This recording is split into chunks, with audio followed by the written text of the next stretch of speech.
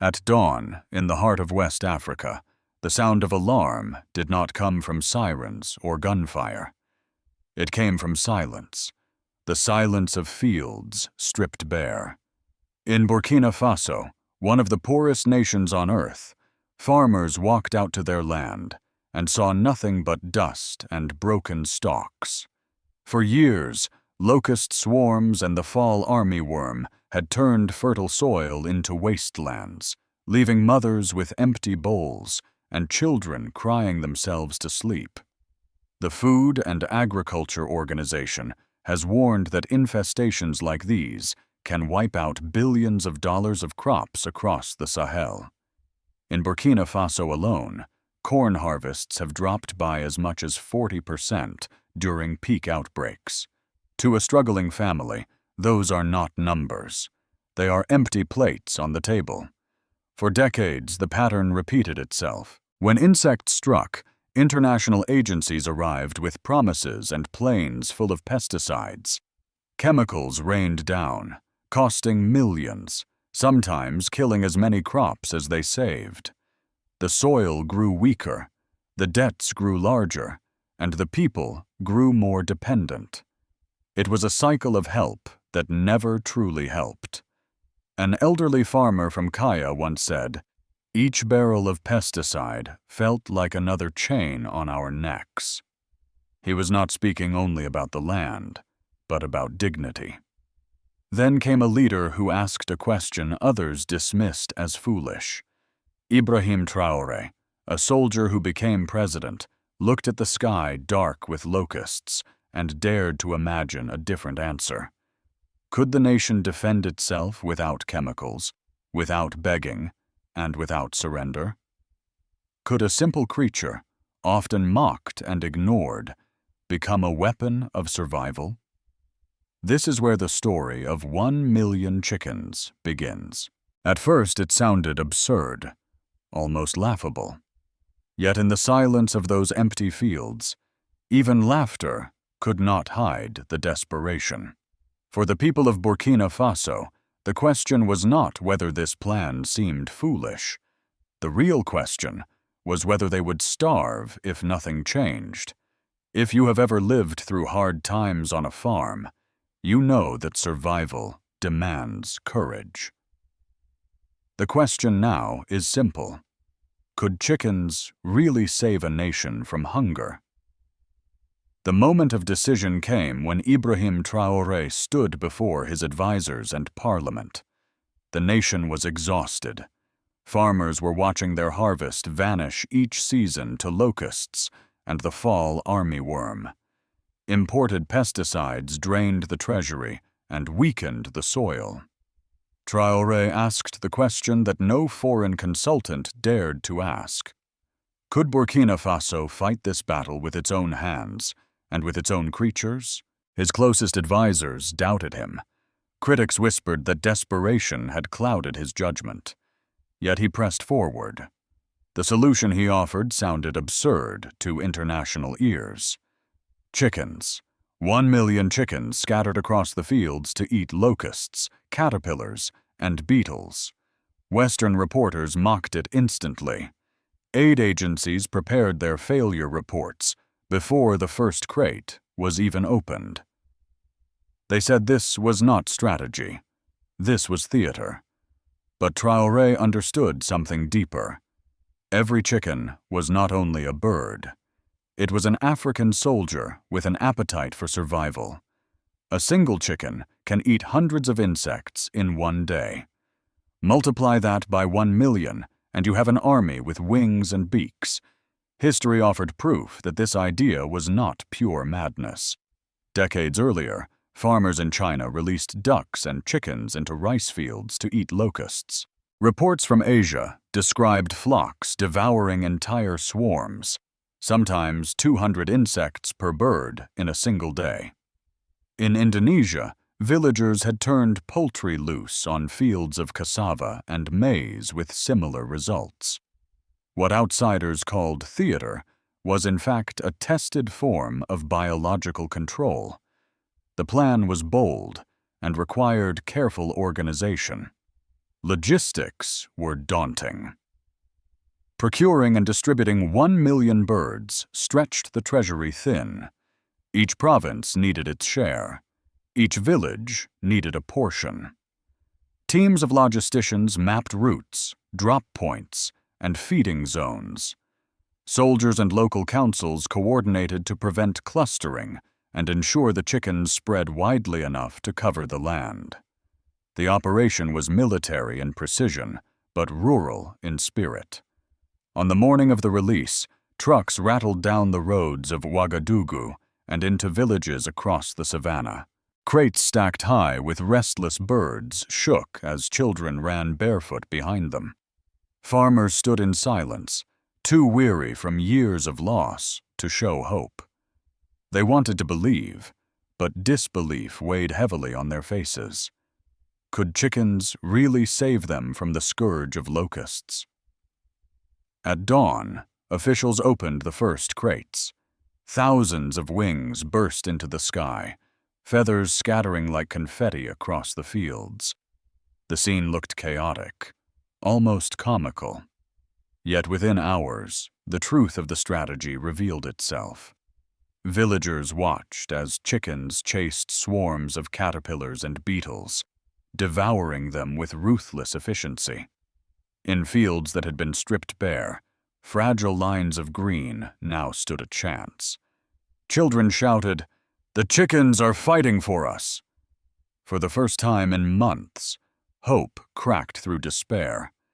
International reaction was harsh. Western commentators laughed. Headlines mocked Burkina Faso as the land that fought pests with poultry. Some predicted disease outbreaks, wasted millions, and chaos masquerading as policy. Yet Traore faced the press with calm. His answer disarmed ridicule. Yes, chickens are foolish, but sometimes the foolish win. Those words echoed far beyond the microphones. They transformed mockery into curiosity. Scientific logic supported him more than many realized. Entomologists have long argued that biological control is essential in integrated pest management. Chemicals are costly and unsustainable. Birds are natural predators.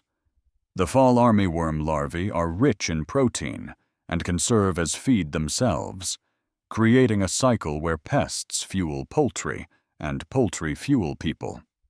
In villages, farmers soon noticed eggs multiplying in markets and protein returning to their children's diets. The first weeks brought reports that surprised even skeptics. Pilot zones showed crops surviving where they would have otherwise vanished. Local markets recorded egg prices falling to levels unseen in years. Families who had been staring at hunger now had affordable protein. What began as a gamble was slowly proving itself a method. For the people, the meaning of this moment went beyond pest control. It was psychological. For decades they had bowed their heads to foreign aid agencies. Now they saw a leader daring to trust their own land, their own birds, their own wisdom. An elder on local radio declared, "No one has ever fought locusts with chickens, but if it is our chickens, then it is our solution." That language of ownership spread quickly. The gamble was underway.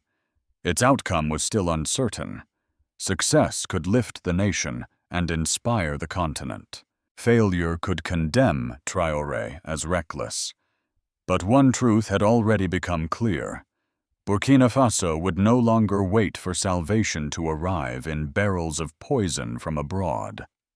It would fight with feathers, with dignity, and with hope. If you have ever lived through hard times when survival depended on courage, ask yourself this: would you have trusted the birds? Or would you have waited once again for someone far away to decide your fate? The release of 1 million chickens quickly turned from spectacle to turning point. Across the savannah, families who had endured years of devastation stood watching in disbelief as flocks swarmed through their fields. At first, it seemed chaotic. Children laughed at the sight of birds chasing grasshoppers, and elders shook their heads, as if waiting for the failure they had been promised. Yet within days, something extraordinary became visible. Green shoots that normally disappeared under the jaws of locusts were still standing. Maize cobs began to fill out, and millet stalks grew taller. Farmers whispered to one another, "It works." For the first time in a long time, hope returned to the villages of Burkina Faso. The reaction was not confined to local fields. International reporters rushed to capture the story. Headlines carried phrases like, "Burkina Faso goes to the birds."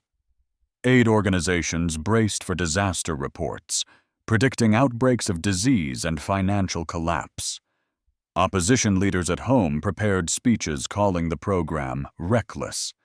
Yet as weeks passed, those voices grew quieter. Each time a mother held up a basket of eggs at the market, each time a farmer walked through a field no longer stripped bare, criticism became harder to defend.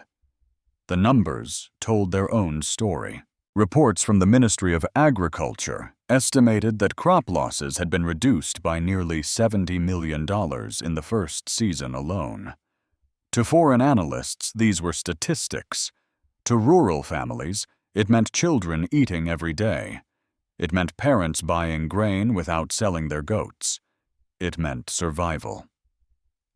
The most profound shift took place in the hearts of ordinary people.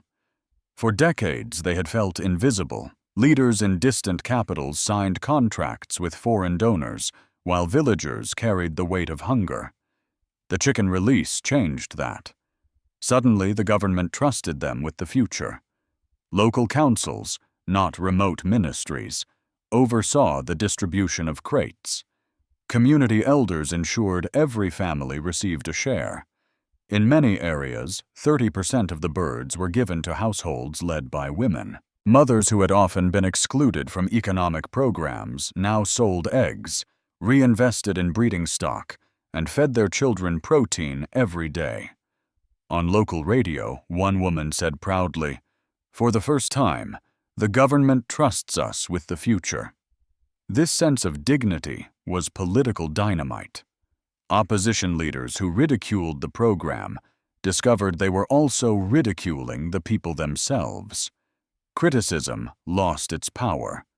Farmers called into radio shows defending the chickens. Market sellers pointed to new income streams. To attack the birds became to attack the very voters who now felt that their survival mattered. Within months, what was mocked as theater became politically untouchable. Beyond the borders, the spectacle caught fire.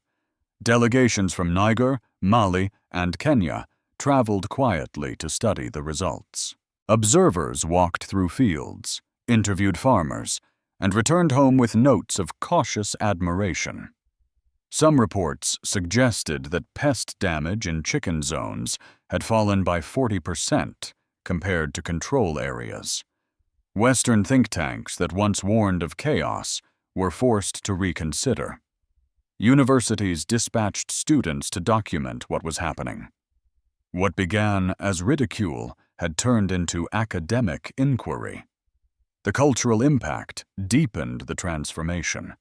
Murals appeared on village walls showing chickens wearing helmets, standing guard against swarms of insects.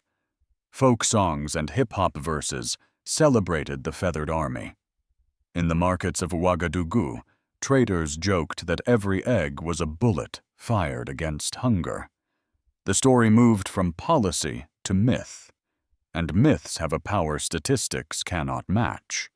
Myths shape how children grow up believing in their nation.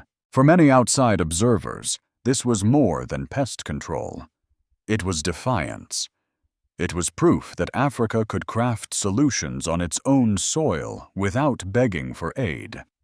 Traore leveraged the momentum at the African Union Summit, declaring, "A nation that can defend its fields with chickens can defend itself against poverty with courage." The hall erupted in applause. In that moment, Burkina Faso stood taller than its size on the map. The climax of the chicken gamble was not only about food security, it was about perception. It was about a nation long dismissed as dependent, now being seen as innovative. Yet even as hope rose, new doubts lingered. Could this strategy be sustained year after year? Could disease or ecological imbalance undermine the gains? Would the fragile economy bear the hidden costs of veterinary care and feed? These questions did not silence the celebrations, but they cast a shadow that could not be ignored. And so the world asked with growing intensity, was this miracle of feathers a lasting revolution, or only a fleeting victory? As the first harvest season after the release unfolded, Burkina Faso began to see results that could no longer be ignored. Grain silos that were once half empty now held reserves. Markets that had suffered from soaring prices began to stabilize. Families who had struggled to buy a handful of maize were suddenly able to purchase baskets of grain. Mothers spoke of their children eating eggs regularly for the first time in years. Protein intake rose, and health statistics began to show a decline in malnutrition. For a nation where hunger had defined daily life, these changes were nothing short of a revolution at the dinner table. The chicken program did more than feed people. It altered the rhythm of rural economies. Poultry stalls multiplied along dusty roads. Small veterinary services began to open in towns. Feed cooperatives emerged as villages pooled resources to keep flocks healthy. Instead of pouring money into imported pesticides, rural communities invested in local cycles of feed and care. The cycle was simple but profound. Crops provided food for chickens. Chickens controlled pests and provided eggs and meat.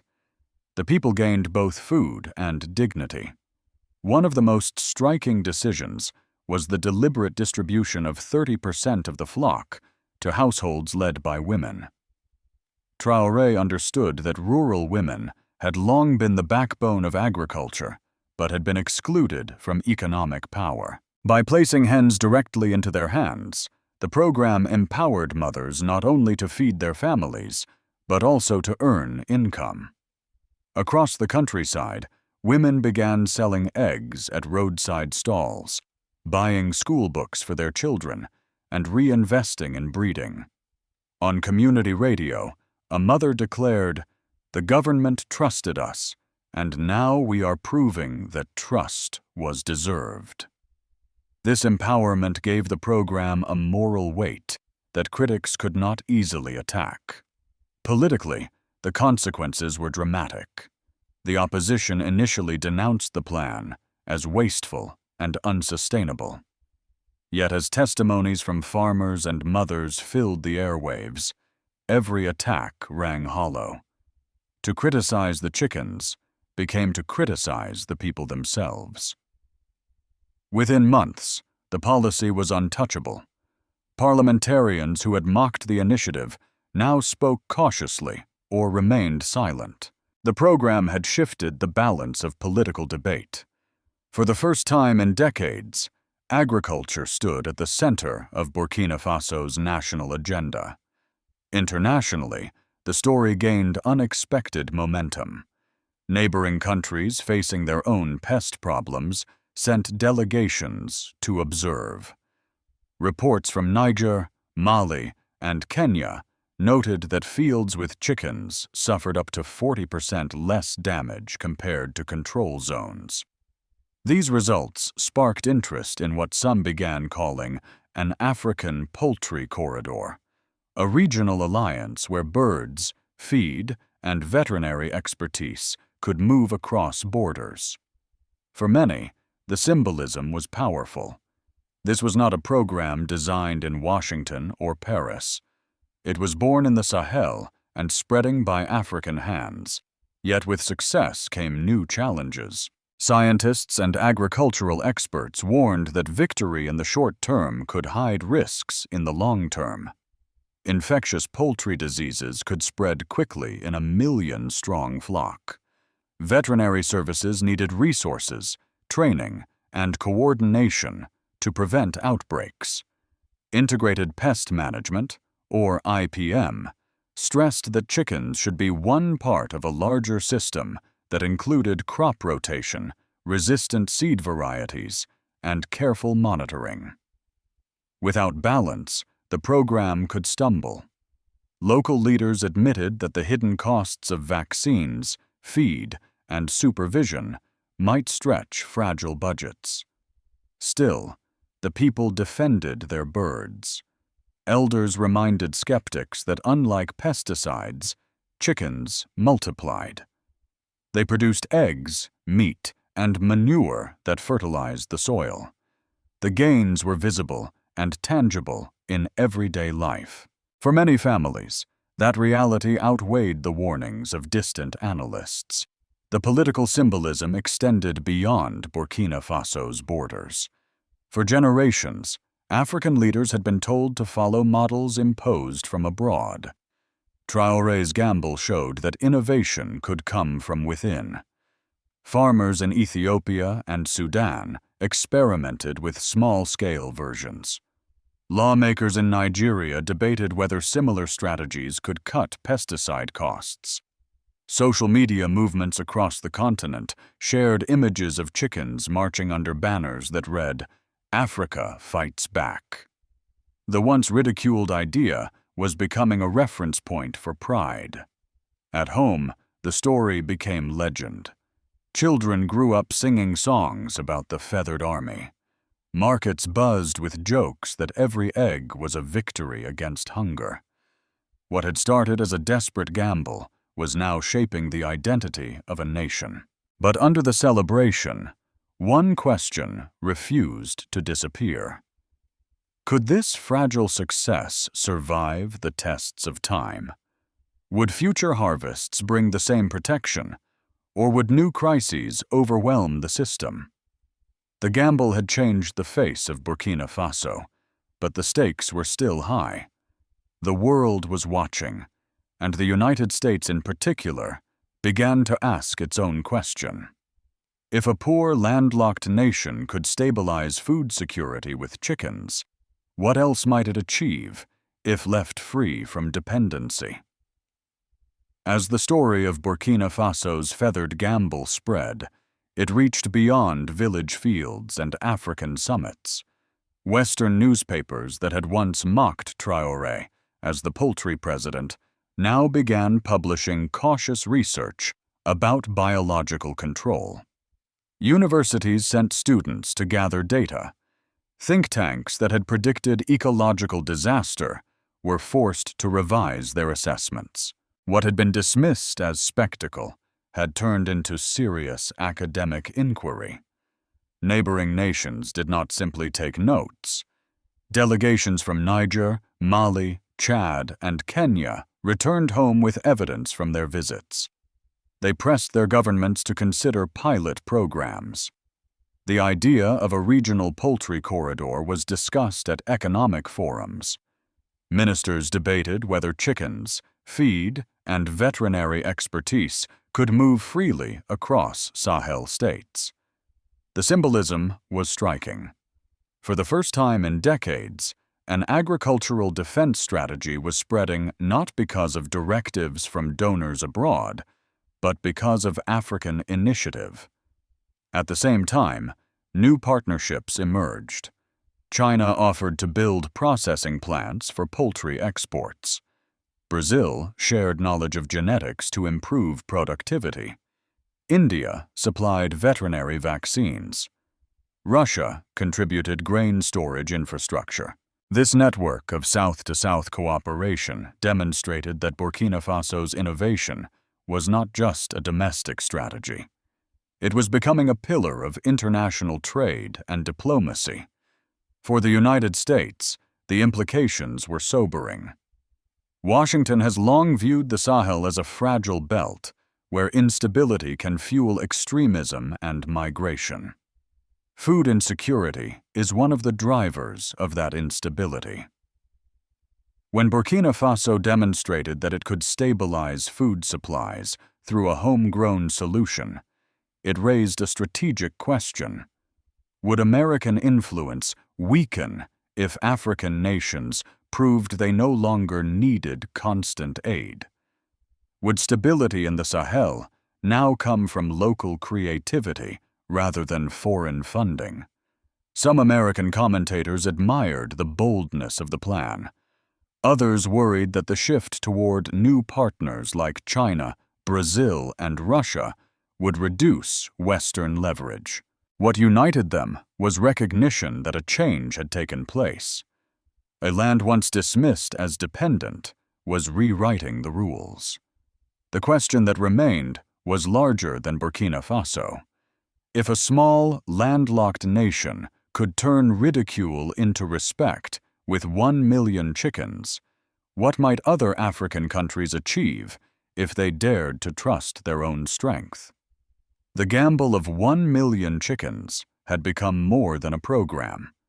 It had become a story of sovereignty. Burkina Faso, once seen as fragile and dependent, showed the world that even the simplest solution could carry the weight of dignity. Yet the road ahead was not free from risk. Disease outbreaks remain a constant threat in poultry populations. Veterinary care and long-term feed supply demand resources that stretch a struggling economy. Ecologists warn that balance must be protected to prevent unintended consequences. Integrated pest management requires vigilance, and success cannot be measured only by one season. Still, the legacy is undeniable. Grain losses fell dramatically. Full breakdown. Malnutrition among children reached historic lows. Women gained new power as they sold eggs and invested in small enterprises. Farmers who once bowed their heads to foreign aid now lifted their eyes with pride. The chickens were no longer just birds. They were symbols that ordinary people could shape extraordinary change. The meaning of this story stretches far beyond Burkina Faso. For decades, the narrative of Africa has been one of dependency. The million chickens tore that narrative apart. They proved that innovation is not the monopoly of the wealthy, and that sovereignty can be built from the ground up. In every egg sold at the market, in every child fed at school, in every family that no longer feared the darkening sky of locusts, sovereignty became visible. For an American audience, there is something deeply familiar in this lesson. Our grandparents survived the Great Depression by planting victory gardens. Communities once rallied to face dust storms and droughts with resilience and faith. The lesson is the same today. When people trust their own hands, when they find courage in the simplest of tools, they can turn despair into hope. So we are left with a question.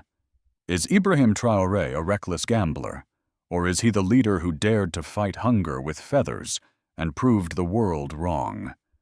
The answer may depend on what happens in the years ahead. If this story touched your heart, share your thoughts.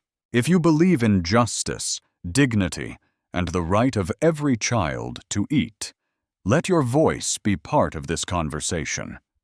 And may God bless every nation that chooses courage over dependence.